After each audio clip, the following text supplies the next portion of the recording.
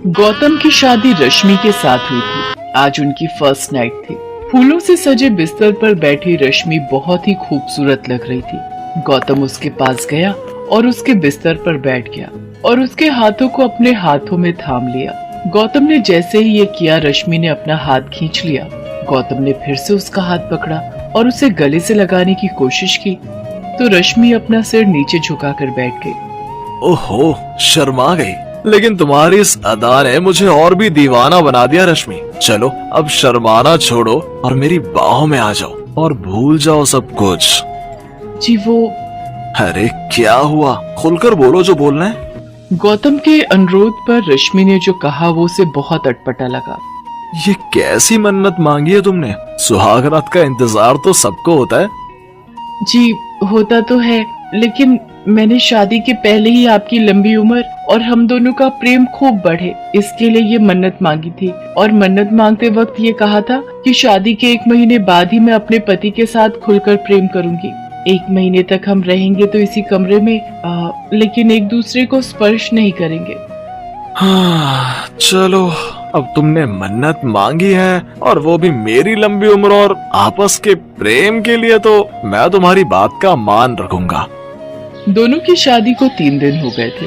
Gautam calendar में दिन ही गिन रहा था। एक सुबह जब गौतम शेविंग कर रहा था तभी दरवाजे पर दस्तक हुई। रश्मि, रश्मि, दूध वाला होगा, जरा दूध ले लो। रश्मि ने दरवाजा खोला।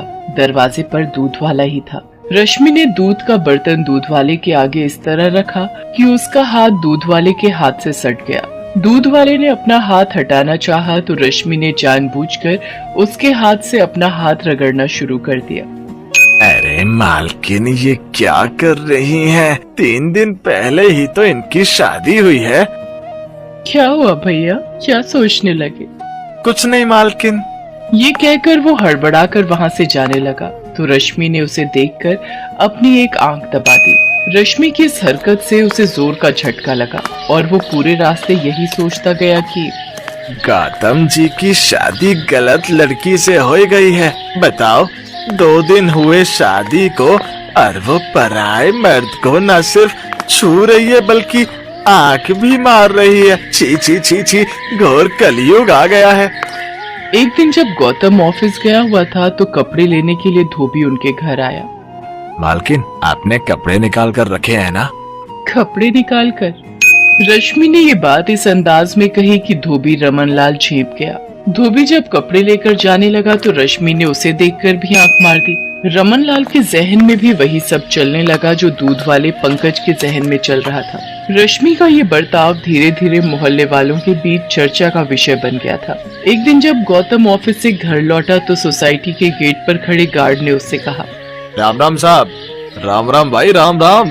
जी साहब, वो मुझे आपसे कुछ कहना था। तुम्हें फिर से पैसा चाहिए? अरे नहीं साहब, वो कुछ और बात है। उसके बाद गार्ड ने गौतम से जो कहा उसे सुनकर गौतम का पारा 7वें आसमान पर पहुंच गया।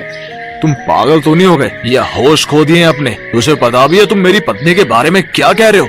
साहब, मैं झूठ नहीं बोल रहा हूँ। आप जब ऑफिस चले जाते हैं तो मेम साहब हर दिन मुझे बुलाती हैं। कभी मेरा हाथ पकड़ती हैं और कभी आंख मारती हैं।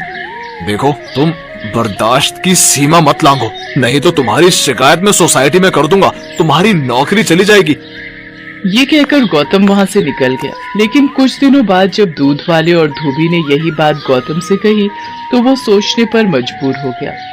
ये सब लोग रश्मि के बारे में ऐसी बातें क्यों कर रहे हैं? मुझे तो कहा कि उसने मन्नत मांगी है, मुझे छूने तक से मना कर दिया और गैर मर्दों को वो आंखें मार रही है। मेरी गैर हाजिरी में उन्हें घर बुला रही है। नहीं नहीं, ऐसा नहीं हो सकता है। लोग झूठ बोल रहे हैं, लेकिन सभी लोग झूठ क्यों बोलेंगे?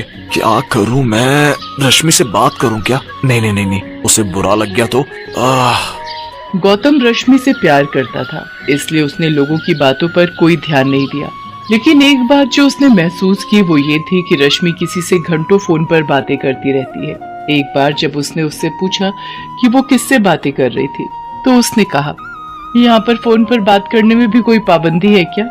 पाबंदी? नहीं तो कोई पाबंदी नहीं है। मैं अपनी दोस्त से बातें कर रही हूँ, शर्मिला नाम है उसका। हम बेस्ट फ्रेंड हैं, लेकिन मेरी शादी हो गई यहाँ दिल्ली में और वो शादी करके दुबई चली गई।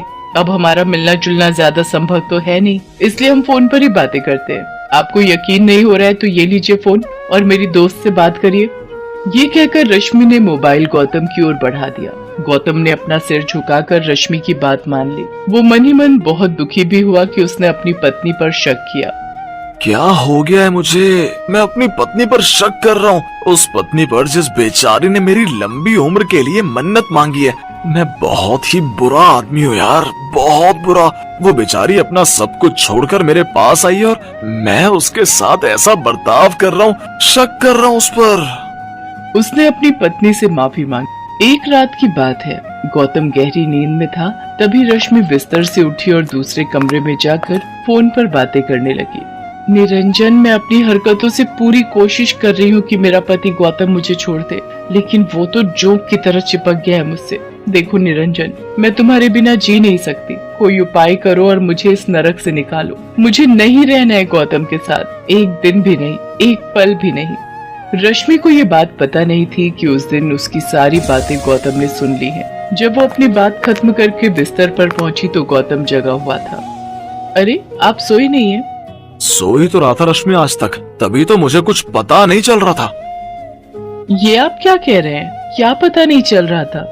यही कि मैं तुमसे जोक की तरह चिपक गया हूँ, तुम यहाँ नर्क में रह रही हो। ये सब आप क्या कह रहे हैं? मेरी कुछ समझ में नहीं आ रहा है। रश्मि, अब तो सच बोल दो, ये निरंजन कौन है जिससे तुम आधी रात को बातें कर रही थी? सच सच बोल दो रश्मि, मैं तुम्हें कुछ नहीं कहूँगा। गौतम की बात सुनकर रश्मि रोने लगी और रोते रोते उसने गौतम से कहा, निरंजन और मैं साथ ही पढ़ते थे, हम दोनों एक दूसरे से बहुत प्यार करते थे और शादी भी करना चाहते थे, लेकिन क्या? मैंने ये बात अपने पेरेंट्स को बताई तो वो उखड़ गए और बिरादरी के बाहर शादी करने से साफ साफ मना कर दिया। रश्मि और निरंजन के प्रेम के बारे में जानकर रश्मि को उसके माँ बाप ने घर में ही नजरबंद कर दिया और अपनी बिरादरी में लड़का देखने लगे। फिर जबरदस्ती उसकी शादी गौतम से करा दी गई। शादी के बाद सुहाग रात को मैंने तुमसे झूठ बोला था कि मैंने कोई मन्नत मांगी है। मैं चाहती थी कि तुम मुझसे दूर रहो, यही नहीं, मैं ये भी चाहती थी कि तुम मुझे घर से निकाल दो। इसलिए मैं दूध वाले धोबी और वॉचमैन के साथ वैसी हरकतें करने लगी। रश्मि, तुम्हें मुझसे पहले ही ये सच्चाई बता देनी चाहिए थी। मैं चाहती थी बताना, लेकिन तुम मुझे इतना प्यार करते हो कि मेरी हिम्मत नहीं हुई तुमसे कुछ कहने की। रश्मि, तुम बेफिक्र रहो, मैं निरंजन से तुम्हारी शादी कराऊंगा। रश्मि तो यही चाहती थी, लेकिन अगले दिन रश्मि के साथ एक ऐसा हादसा हुआ कि सब कुछ बदल गया। उस दिन रश्मि निरंजन को फोन करके ये खुशखबरी दे रही थी, तभी उसके घर का झूमर खुलकर उसके ऊपर गिर पड़ा। रश्मि लहूलुहान हो गई। गौतम ने रश्मि की ये हालत देखी तो वो उसे लेकर अस्पताल पहुंचा। आपकी पत्नी को बहुत गहरी चोट आई है, इन्हें तुरंत आईसीयू में एडमिट करना होगा। रश्मि का खून बहुत बह गया था, इसलिए डॉक्टरों को उसे ब्लड चढ़ाना पड़ा। ब्लड गौतम ने ही दिया था। पूरे 1 महीने रश्मि अस्पताल में रही। इस बीच गौतम ने किसी बच्चे की तरह उसका ध्यान रखा, उसे टाइम पर दवा देना, खिलाना पिलाना, जब तक वो सो नहीं जाती उसके सिरहाने बैठे रहना। 1 महीने बाद जब वो पूरी तरह ठीक होकर घर आ गई तो रश्मि, अब तुम पूरी तरह से ठीक हो गई हो, लेकिन तुम थोड़े दिन और आराम कर लो। उसके बाद तुम्हें जब भी निरंजन के पास जाना होगा प्लीज मुझे बोल देना, मैं तुम्हें छोड़ दूंगा। गौतम की बातों को सुनकर रश्मि की आंखें भर आई। गौतम, मुझे छोड़ दोगे किसी गैर मर्द के पास? गैर? निरंजन से तो तुम प्यार करती हो। प्यार करती थी, वो मेरा पास्ट है और तुम मेरा प्रेजेंट हो। 7 फेरे लिए हैं मैंने तुम्हारे साथ। मैं मानती हूँ कि मुझसे गलतियाँ हुई हैं, लेकिन मैं दावे के साथ कह सकती हूँ कि तुमसे ज्यादा प्यार मुझे कोई नहीं कर सकता गौतम, कोई नहीं। I love you Gautam, I really love you. मेरी गलतियों के लिए मुझे माफ कर दो और मेरे गले लग जाओ। गौतम रश्मि से बहुत प्यार करता था। जो प्यार करते हैं वो दूसरे की गलती को दिल से नहीं लगाते बल्कि माफ कर देते हैं। गौतम ने रश्मि को माफ कर दिया और दोनों ने नए सिरे से अपना जीवन शुरू किया।